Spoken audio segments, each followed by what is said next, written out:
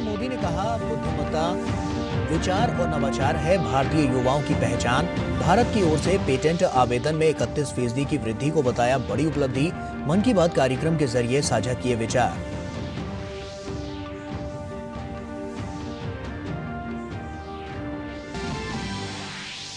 तेलंगाना में चुनाव प्रचार चरम पर। पीएम मोदी की तूफान और निर्मल में जनसभा। कांग्रेस बीआरएस को बताया एक दूसरे की कार्बन कॉपी। कहा, भ्रष्टाचार और परिवारवाद है दोनों ही पहचान।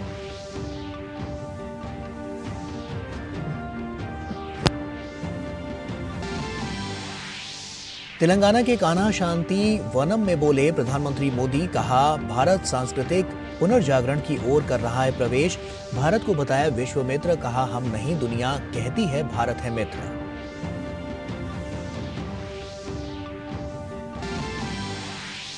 सिलकियारा सुरंग में फंसे श्रमवीरों को बचाने का प्रयास जारी। सुरंग के ऊपर वर्टिकल ड्रिलिंग के साथ 2 हॉरिजॉन्टल ड्रिलिंग का काम जारी। सभी श्रमिक हैं सुरक्षित।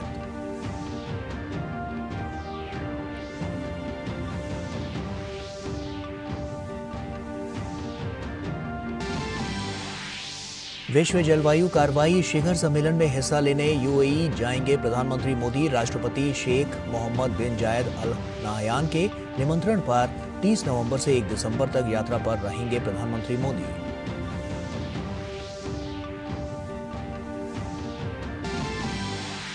छब्बीस 11 मुंबई हमले में जान गंवाने वाले लोगों को दी गई श्रद्धांजलि। प्रधानमंत्री मोदी ने कहा, पूरे हौसले से आतंक को कुचल रहे हैं।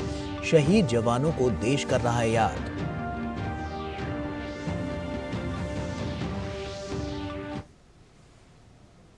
नमस्कार, आप देख रहे हैं डीडी न्यूज। आपके साथ मैं हूं गौरव श्रीवास्तव। महीने का आखिरी रविवार। आज जब प्रधानमंत्री नरेंद्र मोदी ने देशवासियों से अपने मन की बात साझा की, तो देशवासियों द्वारा अपने त्योहारों के माध्यम से वोकल फॉर लोकल की पहल को आगे बढ़ाने के जज्बे की सराहना की। साथ ही प्रधानमंत्री ने पेटेंट आवेदन में आई बढ़ोतरी, कौशल विकास क्षेत्र में उन्नति और डिजिटल क्रांति से समृद्ध और विकसित भारत बनाने की बात पर भी जोर दिया।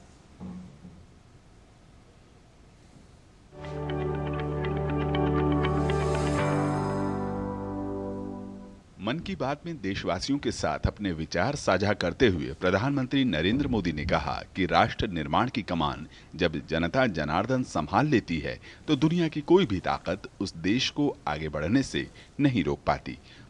प्रधानमंत्री ने वोकल फॉर लोकल के माध्यम से बाजार के कारोबार में आई वृद्धि की बात की। उन्होंने कहा कि देशवासियों में मेड इन इंडिया को लेकर जबरदस्त उत्साह है। पिछले महीने मन की बात में मैंने वोकल फॉर लोकल यानी स्थानीय उत्पादों को खरीदने पर जोर दिया था। बीते कुछ दिनों के भीतर ही दिवाली, भैया दूज और छठ पर देश में 4 लाख करोड़ से ज्यादा का कारोबार हुआ है और इस दौरान भारत में बने उत्पादों को खरीदने का जबरदस्त उत्साह लोगों में देखा गया। अब तो घर के बच्चे भी दुकान पर कुछ खरीदते समय ये देखने लगे हैं कि उसमें मेड इन इंडिया लिखा है या नहीं लिखा है। इतना ही नहीं, ऑनलाइन सामान खरीदते समय अब लोग कंट्री ऑफ ओरिजिन इसे भी देखना नहीं भूलते हैं। स्वच्छता अभियान की सफलता को वोकल फॉर लोकल से जोड़ते हुए पीएम मोदी ने इसके माध्यम से भारत के विकास और समृद्धि में नए आयाम जुड़ने की उम्मीद जताई। साथियों, जैसे स्वच्छ भारत अभियान की सफलता ही उसकी प्रेरणा बन रही है, वैसे ही वोकल फॉर लोकल की सफलता विकसित भारत, समृद्ध भारत के द्वार खोल रही है। वोकल फॉर लोकल का ये अभियान पूरे देश की अर्थव्यवस्था को मजबूती देता है। वोकल फॉर लोकल अभियान रोजगार की गारंटी है, ये विकास की गारंटी है, ये देश के संतुलित विकास की गारंटी है। इससे शहरी और ग्रामीण दोनों को समान अवसर मिलते हैं। इससे स्थानीय उत्पादों में वैल्यू एडिशन का भी मार्ग बनता है और अगर कभी वैश्विक अर्थव्यवस्था में उतार चढ़ाव आता है तो वोकल फॉर लोकल का मंत्र हमारी अर्थव्यवस्था को संरक्षित भी करता है। पीएम मोदी ने नागरिकों से अपील की कि वे त्योहारी सीजन के बाद अपने उत्साह को कम न होने दें, बल्कि आने वाले शादी के सीजन में भी स्थानीय वस्तुओं को चुनें। पीएम ने शादी ब्याह आयोजित कर रहे परिवारों से अपने ही देश में शादी समारोह करने का अनुरोध किया, जिससे भारतीयों के लिए रोजगार के साथ साथ आय के अवसर मुहैया होंगे। साथियों, भारतीय उत्पादों के प्रति ये भावना केवल त्योहारों तक सीमित नहीं रहनी चाहिए। अभी शादियों का मौसम भी शुरू हो चुका है। शादियों से जुड़ी खरीदारी में भी आप सभी भारत में बने उत्पादों को ही महत्व दें। और हाँ, जब शादी की बात निकली है तो एक बात मुझे लंबे अरसे से कभी कभी बहुत पीड़ा देती है, और मेरे मन की पीड़ा मैं मेरे परिवारजनों को नहीं कहूँगा तो किसको कहूँगा। आप सोचिए, इन दिनों ये जो कुछ परिवारों में विदेशों में जाकर के शादी करने का जो एक नया ही वातावरण बनता जा रहा है, क्या ये जरूरी है क्या? भारत की मिट्टी में, भारत के लोगों के बीच अगर हम शादी ब्याह मनाएं तो देश का पैसा देश में रहेगा। देश के लोगों को आपकी शादी में कुछ न कुछ सेवा करने का अवसर मिलेगा। छोटे छोटे गरीब लोग भी अपने बच्चों को आपकी शादी की बातें बताएंगे। क्या आप वोकल फॉर लोकल के इस मिशन को विस्तार दे सकते हैं? क्यों न हम शादी ब्याह ऐसे समारोह अपने ही देश में करें। भारत में डिजिटल क्रांति की सफलता की सराहना करते हुए पीएम ने देशवासियों से 1 महीने तक सभी प्रकार के भुगतान करने के लिए केवल डिजिटल मोड का उपयोग करने का अनुरोध किया और इसके बारे में अपने अनुभव साझा करने की अपील की। युवाओं को प्रौद्योगिकी के विकास और इंटेलेक्चुअल प्रॉपर्टीज में वृद्धि के लिए बधाई देते हुए पीएम ने कहा कि पेटेंट आवेदन दाखिल करने में 31% की बढ़ोतरी अपने आप में एक उपलब्धि है। आज हमारे युवा एक नई ऊर्जा के साथ बड़े पैमाने पर इनोवेशन के काम में जुटे हैं। 10 वर्ष पहले के आंकड़ों से तुलना करें तो आज हमारे पेटेंट को 10 गुना ज्यादा मंजूरी मिल रही है। हम सभी जानते हैं कि पेटेंट से न सिर्फ देश की इंटेलेक्चुअल प्रॉपर्टी बढ़ती है, बल्कि इससे नए नए अवसरों के भी द्वार खुलते हैं। इतना ही नहीं, ये हमारे स्टार्टअप्स की ताकत और क्षमता को भी बढ़ाते हैं। इसीलिए मैं बार बार कहता हूं, जय जवान, जय किसान, जय विज्ञान, जय अनुसंधान। प्रधानमंत्री ने विभिन्न मेलों और मेलों में संस्कृति मंत्रालय द्वारा आयोजित फोटोग्राफी प्रतियोगिता के बारे में बात की और पुरस्कार विजेताओं के बेहतरीन फोटोग्राफ्स की सराहना की। कौशल विकास के महत्व पर प्रकाश डालते हुए पीएम मोदी ने आंध्र प्रदेश के विज्जीपुरम के यूथ क्लब के प्रभावशाली योगदान का भी उल्लेख किया। Bureau report, DD news.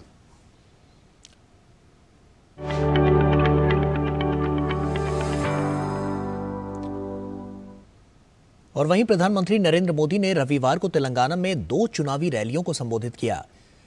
निर्मल में जनसभा को संबोधित करते हुए उन्होंने कहा कि केसीआर ने तेलंगाना में विकास और समृद्धि सुनिश्चित करने के लिए कोई प्रयास नहीं किया है।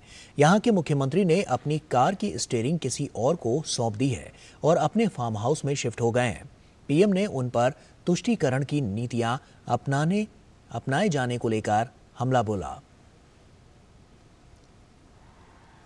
एक तरफ बीजेपी सरकार ऐसी योजनाएं बना रही है, फूड पार्क बना रही है, टेक्सटाइल पार्क बना रही है, लेकिन यहां बीआरएस और कांग्रेस का तुष्टीकरण अलग ही लेवल पर चल रहा है। बीआरएस तो टेक्नोलॉजी तक में तुष्टीकरण ले आई है। क्या अब भारत में धर्म के आधार पर भी आईटी पार्क बनेगा क्या? ये खेल चलता रहेगा क्या? क्या ये भारत के संविधान का सम्मान है क्या? क्या ये बाबा साहब आंबेडकर की भावनाओं का आदर है क्या? और प्रधानमंत्री नरेंद्र मोदी ने तेलंगाना के तूप्रान में जनसभा को संबोधित करते हुए कहा कि कांग्रेस और बीआरएस दोनों में कोई फर्क नहीं है। कांग्रेस ने देश में सुल्तान शाही को बढ़ावा दिया और केसीआर ने यहां निजाम शाही को ही आगे बढ़ाया। उन्होंने कहा कि कांग्रेस और बीआरएस दोनों ही परिवारवाद की सबसे बड़ी प्रतीक हैं। पीएम ने राज्य में बीसी समाज यानी पिछड़े समाज के साथ हुए अन्याय के मुद्दे को उठाया। उन्होंने कहा कि बहुमत मिलने पर राज्य में पहला बीसी मुख्यमंत्री बनाएगी। कांग्रेस हो या बीआरएस, दोनों के कुशासन में हमने देखा है कि सिर्फ कुछ परिवार ही फले फूले हैं, कुछ परिवार के लोगों का ही भला हुआ है। वोट गरीब, एससी, एसटी और बीसी को न्याय देने के नाम पर मांगे गए और सत्ता का फायदा किसी और को हुआ। कांग्रेस ने इतने वर्षों तक आंध्र प्रदेश में सरकारें चलाई, लेकिन बीसी कम्युनिटी से कितने लोगों को सीएम बनाया? तेलंगाना बना तो फिर बीसी समाज के प्रतिभाशाली लोगों को अवसर नहीं मिला।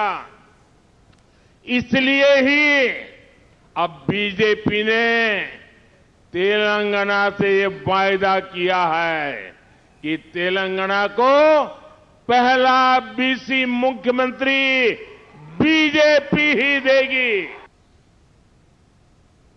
5 राज्यों के विधानसभा चुनाव का आखिरी पड़ाव तेलंगाना है, जहां 30 नवंबर को मतदान होना है, जिससे पहले चुनाव प्रचार पूरे चरम पर है।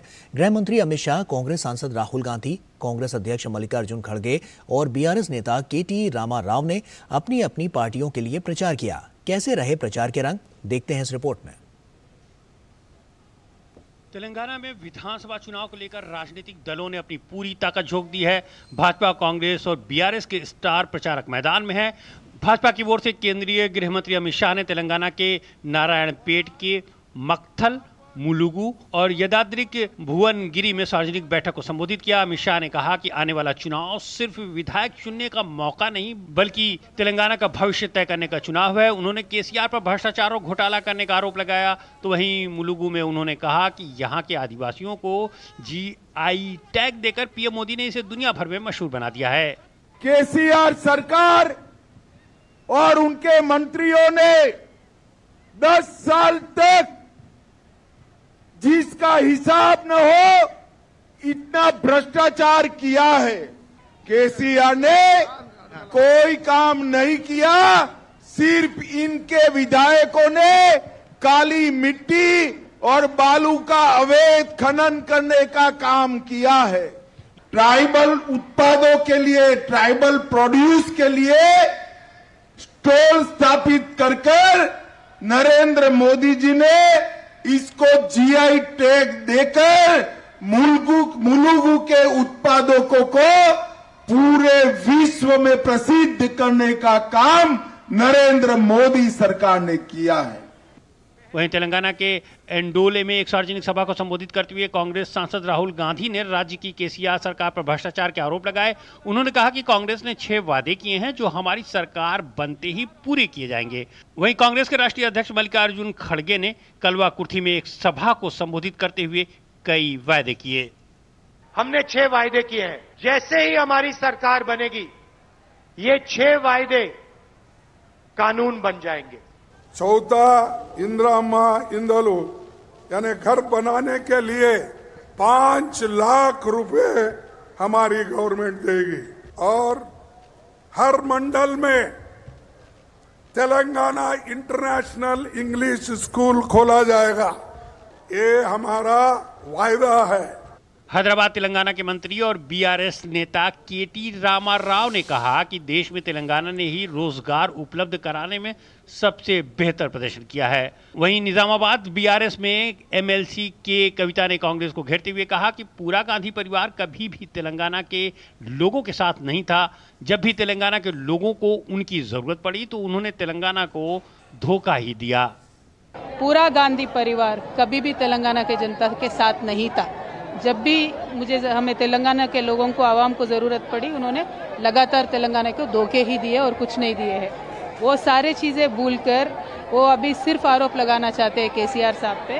तेलंगाना की आवाम इसको पसंद नहीं कर रही है।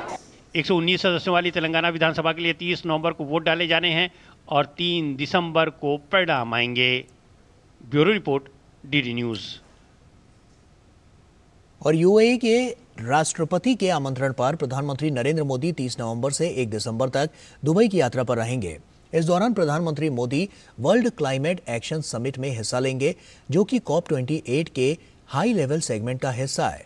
यूएई की अध्यक्षता में 28 नवंबर से 12 दिसंबर तक COP28 का आयोजन किया जा रहा है। अपनी यात्रा के दौरान प्रधानमंत्री मोदी समिट में हिस्सा ले रहे अन्य नेताओं के साथ द्विपक्षीय बैठकें भी करेंगे।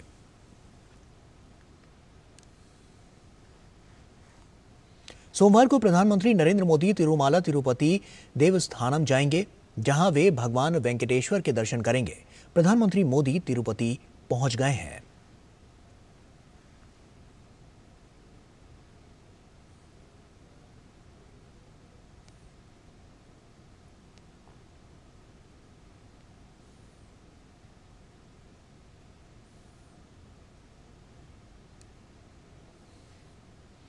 और सोमवार को प्रधानमंत्री नरेंद्र मोदी तिरुमाला तिरुपति देवस्थानम जाएंगे, जहां वे भगवान वेंकटेश्वर के दर्शन करेंगे। मंदिर प्रशासन के आचार्य वैदिक विधि और परंपरागत रूप से पूजा अर्चना संपन्न कराएंगे। ये चौथी बार होगा कि प्रधानमंत्री भगवान वेंकटेश्वर के दर्शन के लिए तिरुपति पहुंचेंगे।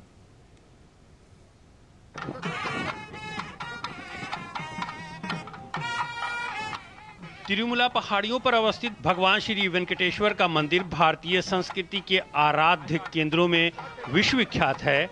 मंदिर दक्षिण भारतीय वास्तुकला और शिल्प का अद्भुत नमूना है।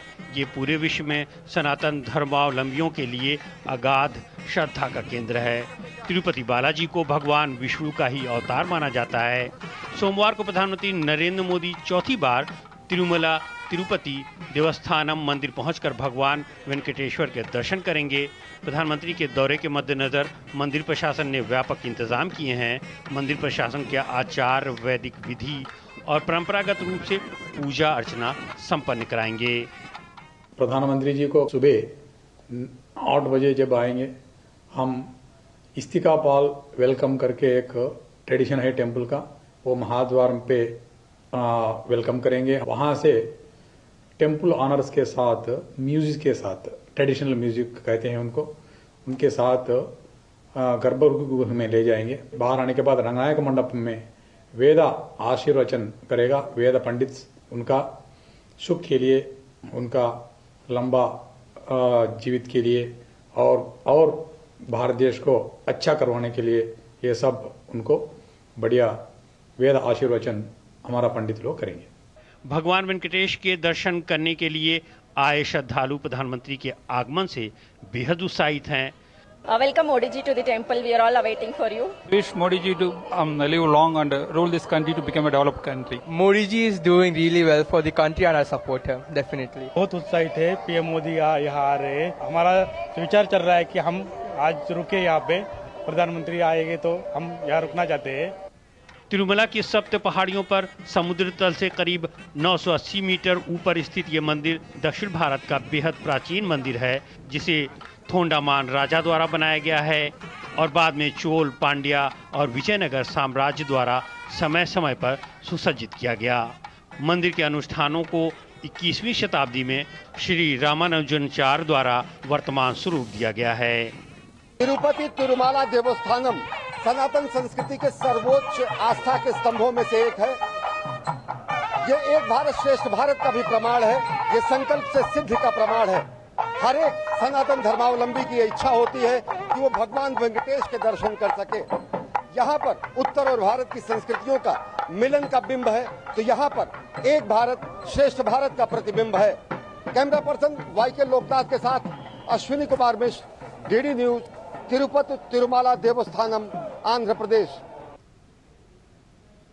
और उत्तरकाशी जिले के सिलकियारा टनल में फंसे अपने श्रमवीरों की जान बचाने और उन्हें सुरक्षित बाहर निकालने को लेकर तमाम प्रयास जारी हैं। सभी विकल्पों पर हर तरफा प्रयास किए जा रहे हैं।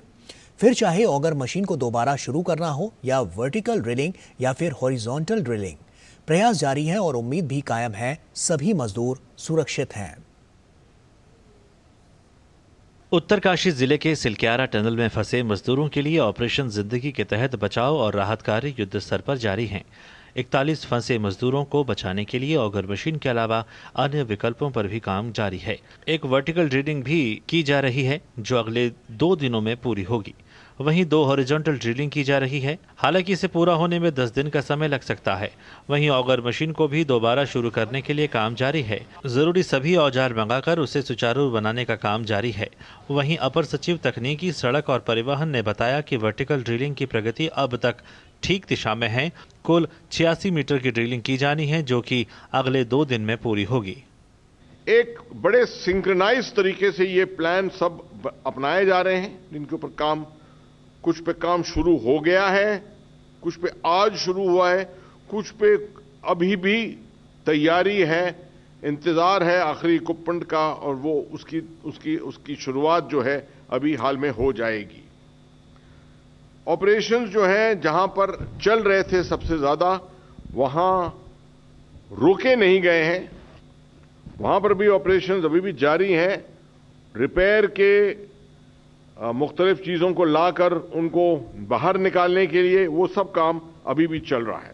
सारे के सारे लोग काम कर रहे हैं और संभवतः अगले कुछ घंटे मतलब कल तक वो हो जानी चाहिए। उम्मीद है late night, early wing hours या कल सुबह।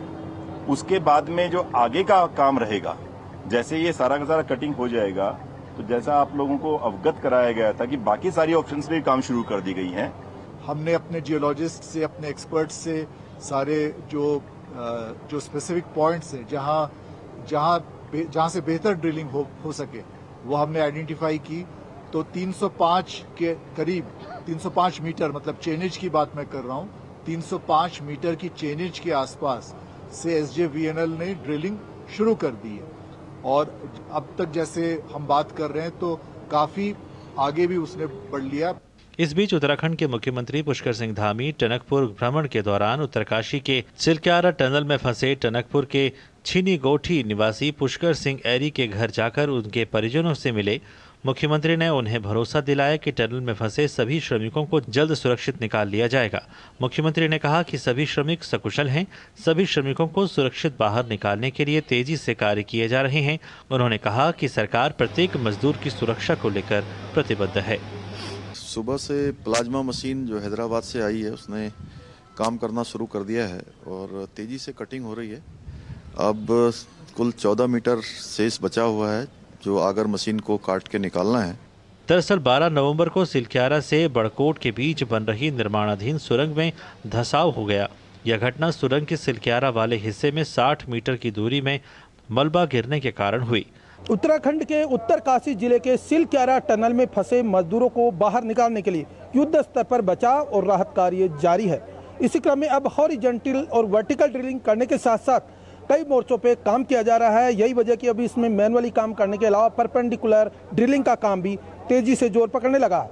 मेरे सहयोगी कैमरामैन जगमोहन के साथ मोपी यादव, डीडी न्यूज, सिलकियारा, उत्तरकाशी। प्रधानमंत्री नरेंद्र मोदी रविवार को तेलंगाना के कान्हा शांति वनम में एक सार्वजनिक समारोह में शामिल हुए। इस दौरान उन्होंने अपने संबोधन में भारत की सांस्कृतिक और आध्यात्मिक विरासत के महत्व को रेखांकित करते हुए युवाओं को विकसित भारत के संकल्प से जोड़ने के लिए आध्यात्मिक संस्था से सहयोग मांगा। प्रधानमंत्री ने कहा कि समृद्धि पैसे और भौतिक चीजों से नहीं आती, ये सांस्कृतिक मूल्यों की मजबूती से भी आती है। आज भारत आर्थिक, सांस्कृतिक और कई क्षेत्रों में बड़ी प्रगति कर रहा है। प्रधानमंत्री नरेंद्र मोदी ने तेलंगाना के हैदराबाद स्थित कान्हा शांति वनम में आयोजित एक कार्यक्रम में हिस्सा लिया। इस दौरान उन्होंने श्री रामचंद्र मिशन की स्थापना करने वाले और बाबूजी के नाम से मशहूर शाहजहांपुर के रामचंद्र जी महाराज की 125वीं जयंती के अवसर पर एक स्मारक पट्टिका का विमोचन किया। गौरतलब है कि श्री रामचंद्र मिशन के कान्हा शांति वनम का उद्देश्य आधुनिक दुनिया में योग और ध्यान की प्राचीन भारतीय परंपराओं का प्रचार प्रसार करना है। इस दौरान पीएम मोदी ने कहा कि विकसित होता भारत खुद को विश्व मित्र के रूप में देख रहा है। विकसित होता हुआ भारत खुद को एक विश्व मित्र के रूप में देखता है और आप सभी विश्व मित्र भारत। और कोरोना के बाद तो हमने जिस प्रकार से दुनिया के साथ हम खड़े रहे, आज मुझे दुनिया को नहीं कहना पड़ता कि हिंदुस्तान आपका मित्र है, दुनिया कहती है भारत हमारा मित्र है। पीएम ने कहा कि आज भारत आर्थिक, सांस्कृतिक और कई क्षेत्रों में बड़ी प्रगति कर रहा है। उन्होंने अपनी विरासत को एक अभूतपूर्व ऊंचाई पर ले जाने पर जोर दिया। इतिहास साक्षी है कि जब जब जहां जहां गुलामी आई, वहां सबसे पहले उस समाज की असली ताकत पर चोट की गई।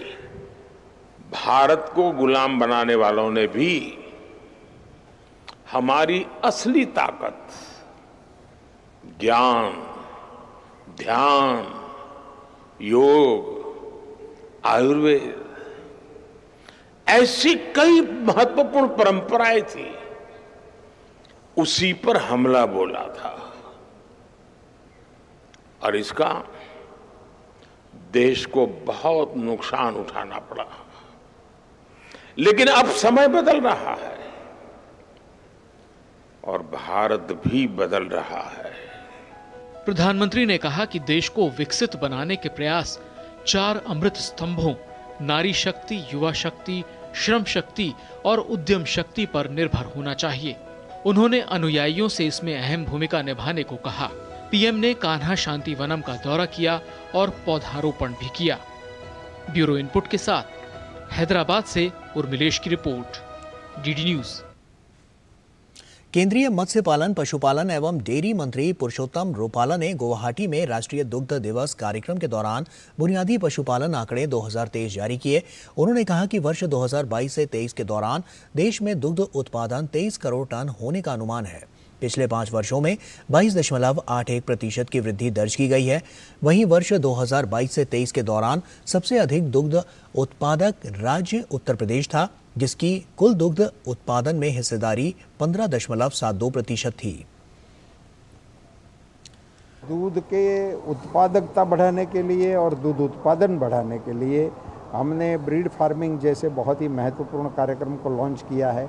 IVF जैसी टेक्नोलॉजी का प्रयोग करने के लिए भी हम प्रयास कर रहे हैं। सेक्स सॉर्टेड सीमेन का प्रयोग ज़्यादा से ज़्यादा पशुपालकों के लिए घर पर कैसे हो सके, उसके काम को भी हम बढ़ावा दे रहे हैं। और MVU के माध्यम से पशुपालक के घर तक टेक्नोलॉजी पहुंचाकर इस क्षेत्र को मजबूती देने का काम भारत सरकार राज्य सरकारों के साथ मिलकर कर रहा है।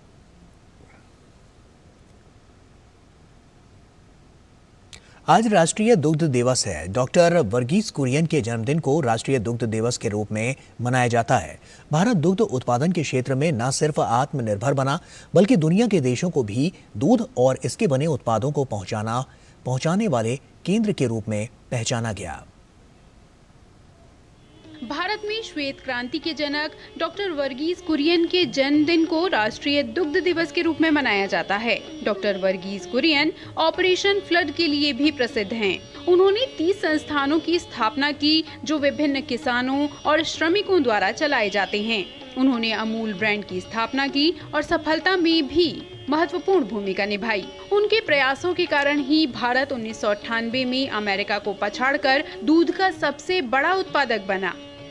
उन्हीं साल 1963 में रेमन मैग्सेसे पुरस्कार, 1986 में कृषि रत्न और 1989 में विश्व खाद्य पुरस्कार सहित कई पुरस्कारों से सम्मानित किया गया। उन्हें 1965 में पद्मश्री, 1966 में पद्म भूषण और 1999 में पद्म विभूषण जैसे प्रतिष्ठित पुरस्कारों से भी सम्मानित किया गया। डॉक्टर वर्गीस कुरियन ने जो दिशा दी, उस पर चलकर देश दुग्ध उत्पादन के क्षेत्र में न सिर्फ आत्मनिर्भर बना, बल्कि दुनिया के देशों को भी दूध और इससे बने उत्पादों को पहुंचाने वाले केंद्र के रूप में पहचाना गया। भारत का दूध उत्पादन में दुनिया में पहला स्थान है, जबकि वैश्विक दूध उत्पादन में 24% का योगदान है। भारत के दूध उत्पादन में पिछले 8 वर्षों यानी वर्ष 2013-14 और 2021-22 के दौरान 61% की वृद्धि दर्ज की गई है और वर्ष 2021-22 में ये बढ़कर 221.1 मिलियन टन हो गया है। वर्ष 2020-21 की तुलना में दूध उत्पादन में 5.29% की वृद्धि हुई है। भारत 2033-34 तक 330 मिलियन मीट्रिक टन या वैश्विक दूध उत्पादन का 33% योगदान करने के लिए तैयार है। भारत की दूध प्रसंस्करण क्षमता 126 मिलियन लीटर प्रतिदिन है, जो दुनिया में सबसे ज्यादा है। भारत का डेयरी बाजार दुनिया के सबसे बड़े और सबसे तेजी से बढ़ते बाजारों में से एक है। पीएम मोदी के नेतृत्व में मौजूदा केंद्र सरकार के उठाए गए कदमों के कारण ही भारत का डेयरी क्षेत्र विश्व के पटल पर अपनी पहचान बनाने में कामयाब हुआ है। Bureau report, DD news. भारतीय अंतर्राष्ट्रीय फिल्म महोत्सव के 54वें संस्करण के 7वें दिन कई रोमांचक कार्यक्रम हुए। अभिनेत्री रानी मुखर्जी और पूर्व श्रीलंकाई क्रिकेटर मुथैया मुरलीधरन ने मास्टर क्लास में सिने प्रेमियों के साथ मुलाकात की। भारतीय अंतर्राष्ट्रीय फिल्म महोत्सव में हिंदी फिल्म अभिनेत्री रानी मुखर्जी के साथ डिलीवरिंग कंपेलिंग परफॉर्मेंस विषय पर बातचीत सत्र आयोजित किया गया। रानी ने कहा कि उन्होंने हमेशा भारतीय महिलाओं को एक मजबूत किरदार के रूप में पेश करने की कोशिश की है। The only film that I can say that was unfortunate that I couldn't be part of was Lagan, because there was a particular date clash. But I think anybody who does any role, I think they deserve it and they do the part really, really well. 800 the movie के लिए red carpet पर पहुंचे पूर्व श्रीलंकाई cricketer Muttiah Muraleedharan मधुर मित्तल। ये film Muraleedharan के जीवन पर बायोपिक है। It's a true story and also it's a biopic and when I saw that because the memories that I had in my smaller days. निर्देशक मृदुल गुप्ता, लेखिका मणिमाला दास और कार्बी फीचर फिल्म मिरबीन के निर्माता धनीराम टिस्सो इफ्फी का हिस्सा बनने पर काफी गौरवान्वित नजर आए। ये पहला अवसर है कि किसी कार्बी भाषा की फिल्म को पैनोरमा में जगह मिली है। मिरबीन गोल्डन पीकॉक की दौड़ में भी है। Our film Mirbin reflects a society where some have lost their lives, some have lost their way in social frenzy, but some individual shine with dignity and courage. This film is based on facts and figures. Though it's a feature film, but its feature film is on facts. पूरे दिन दुनिया भर से सर्वश्रेष्ठ फिल्मों का प्रदर्शन किया गया। एनिमेशन सेक्शन में four souls of coyote, international competition section में party of the fools, endless border, cinema of the world section में लॉस्ट कंट्री और Indian panorama feature film section में सिर्फ एक बंदा काफी की स्क्रीनिंग हाउसफुल रही। श्रीलंका के गेंदबाज मुरलीधरन से लेकर मशहूर अभिनेत्री रानी मुखर्जी तक तमाम बड़े सितारे पहुंच रहे हैं इसी 2023 के मंच पर। लेकिन सबसे बड़ा सवाल अब ये है कि किसको मिलेगा गोल्डन पीकॉक पुरस्कार, जिसके लिए 3 भारतीय फिल्में भी दौड़ में हैं। कैमरा पर्सन प्रमोद नेगी के साथ जया सिन्हा, डीडी न्यूज, पणजी, गोवा।